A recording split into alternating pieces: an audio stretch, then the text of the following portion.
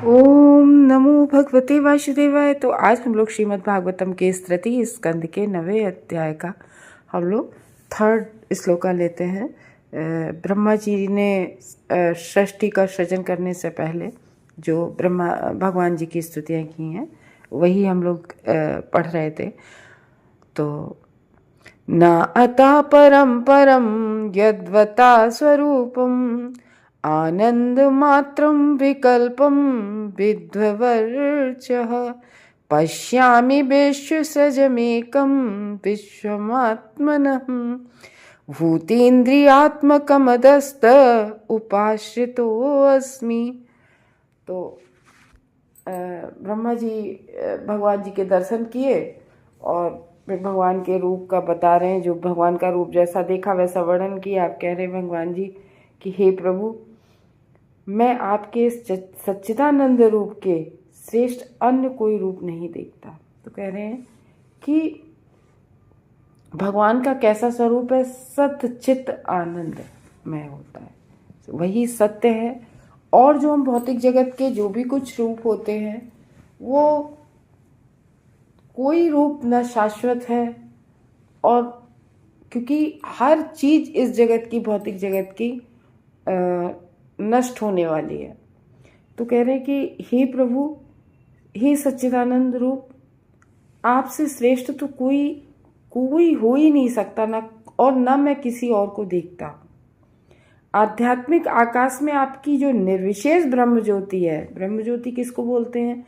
जो निर्विशेषवादी होते हैं वो ब्रह्म ज्योति में ही लीन होना चाहते हैं। वो जैसे भगवान को कुछ लोग ब्रह्म, परमात्मा, भगवान थी 3 रूप में मानते हैं। अलग अलग तरह के लोग होते हैं। तो निर्विशेषवादी ब्रह्म ज्योति क्या होती है? भगवान के दिव्य शरीर से जो निकला हुआ प्रकाश होता है वो ब्रह्म ज्योति होती है। तो जब भगवत भक्त होते हैं वो जानते हैं कि हम केवल ब्रह्म ज्योति में लीन नहीं होना चाहते, वो भगवान की पूजा करते हैं। क्योंकि भगवान का एक सुंदर रूप है, साक्षात भगवान है। तो क्यों ना हम उनके शरीर से निकलने वाली दिव्य किरण की क्यों पूजा करें? जब हम साक्षात भगवान हैं, हम उनकी क्यों ना पूजा करें? तो निर्विशेष ब्रह्म ज्योति में ना तो कभी परिवर्तन होता है और ना ही अंतरंगी शक्ति में कोई हिरास होता है। लेकिन फिर भी कह रहे हैं कि भगवान की जो ब्रह्म ज्योति होती है उसमें कोई अंतर नहीं आता है, और ना भगवान की कोई अंतरंगी शक्ति में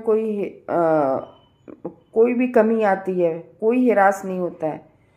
तो कह रहे हैं कि इसीलिए मैं आपकी ही शरण ग्रहण करता हूँ। ब्रह्मा जी कह रहे हैं मैं आपकी ही शरण ग्रहण करता हूँ, क्योंकि जहाँ मैं अपने भौतिक शरीर तथा इंद्रियों पर गर्वित हूँ, वहीं आप व्यक्त जगत का कारण होते हुए भी पदार्थ द्वारा अदृश्य। तो कहने का ये मतलब है कि भौतिक इंद्रियों के द्वारा जो है वो भगवान को ना तो पाया जा सकता है, ना तो देखा जा सकता है। तो भगवत गीता जब हम लोग पढ़ते हैं ना, लास्ट अध्याय भगवत गीता का 18वें चैप्टर का जो 55वां श्लोक है, उसमें कहा है भक्त्या नाम अभिजानाति यावात यशास्मि तत्वता, कि भक्त ही मुझे जान सकते हैं। भगवान कहते हैं अर्जुन से कि भक्त ही केवल मुझे जान सकते हैं। तो पूर्ण पुरुषोत्तम परमेश्वर को अंशतः ही जाना जा सकता है। मतलब पूरा तो उन्हें कोई भी नहीं जान सकता भगवान को। और वो भी कैसे जान सकता है? थोड़ा बहुत अगर कोई जान सकता है, केवल एकमात्र भगवत भक्ति की विधि के द्वारा जान सकता है। तो क्यों ब्रह्मा जी कैसे जान पाया? ब्रह्मा ने जब तपस्या की भगवान की, तभी तो भगवान को जान पाए, सब देख पाए। तो ब्रह्मा को ये पता चल गया कि परमेश्वर श्री कृष्ण के अनेकानेक शाश्वत, जो कभी न समाप्त होने वाला, शाश्वत और ज्ञानमय और आनंदमय रूप है भगवान का। भगवान का कैसा है? शाश्वत रूप है, आनंदमय है और ज्ञानमय रूप है। तो इसीलिए ब्रह्मा जी ने जो ब्रह्म संहिता अपनी लिखी है, तो उसके ब्रह्म संहिता के 5वें चैप्टर का 33वें श्लोक में लिखते हैं कि परमेश्वर किस तरीके से जो है विस्तार, पूर्ण विस्तार कैसे करते हैं। अद्वैतम अच्युतम अनादिम अनंत रूपम आद्यं पुराण पुरुषं नम यौवनं च वैदेषु दुर्लभमर्दुर्लभमात्मभक्तोः गोविन्दमादिपुरुषं तम हम भजामि। ये ब्रह्मा जी लिख रहे हैं अपनी ब्रह्म संहिता के 5वें चैप्टर के 33वें श्लोक में। क्या हिंदी में कि मैं उन आदि भगवान गोविंद की ही पूजा करता हूँ। कौन? जो अद्वैत है और अच्युत है, जो कृपा करने से कभी भी नहीं चूकते हैं भगवान।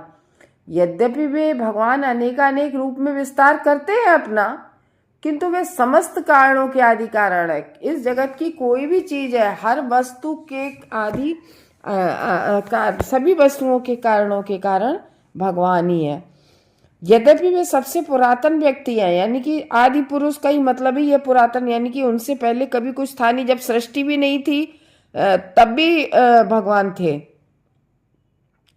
किंतु वृद्धावस्था से अप्रभावित रहते हुए, क्योंकि भगवान कभी वृद्ध नहीं होते हैं, वे भगवान हमेशा तरुण रहते हैं। देखा आपने कृष्णा को कि जब वो 100 वर्ष के थे कुरुक्षेत्र के युद्ध के समय, तब भी वो यंग लग रहे थे। मतलब वो हमेशा कभी भी भगवान वृद्ध नहीं, देखो उनका फोटो भी कभी वृद्ध वाला नहीं देखा होगा। और भगवान कभी, तो इसलिए भगवान हमेशा, श्री कृष्ण भगवान हमेशा 16-17 वर्ष की आयु तक के ही दिखते हैं। पहले वो बच्चे होते हैं, बढ़ते हैं, फिर उसके आगे उनकी आयु नहीं। इसलिए भगवान कभी भी वृद्ध नहीं दिखते हैं आपको। इस भगवान, क्योंकि वो दिव्य है, उनका शरीर चिन्मय है, तो वो प्रकृति के किसी भी गुण से अप्रभावित रहते हुए वे सदैव तरुण रहते हैं भगवान। तो पूर्ण पुरुषोत्तम भगवान वेदों की किताबी ज्ञान से नहीं जाने जा सकते हैं। अगर आप ये सोचो कि हम पूरे वेद पढ़ डाले, केवल वेदों से ही भगवान को जाना जा सकता है, हाँ कुछ हद तक भगवान के बारे में हम लोग वेद पुराण से जान सकते हैं, लेकिन जो रियलाइजेशन है वो किताबी ज्ञान से नहीं होता है। उन्हें समझने के लिए मनुष्य को भगवत भक्ति के पास जाना पड़ता है। अब जैसे केवल हम लोग केवल ज्ञान के लिए पढ़े कि देखें भागवतम में क्या है, तो हम कैसे भगवान से प्रेमी नहीं होगा। तो जब हम एक भक्त बनकर शास्त्रों को पढ़ेंगे, तब हम भगवान का अनुभव कर पाएंगे। तो श्री भगवान के यथारूप को, जैसा भगवान का रूप है, उस यथारूप को समझने का केवल एकमात्र यही उपाय है कि या तो भगवान की भक्ति करो, या भगवान के किसी शुद्ध भगवत भक्त के पास जाओ, उसके संगत करो, तो वो भक्त बताएगा कि भगवान के बारे में। जिसके हृदय में भगवान हमेशा बसते हैं, भगवान तो हम सबके हृदय में बसते हैं, हम सबके हृदय में परमात्मा रूप से भगवान, लेकिन जो भगवान का नाम लेता है वही अपने हृदय में भगवान को जगा पाता है, जागृत अवस्था में ला पाता है।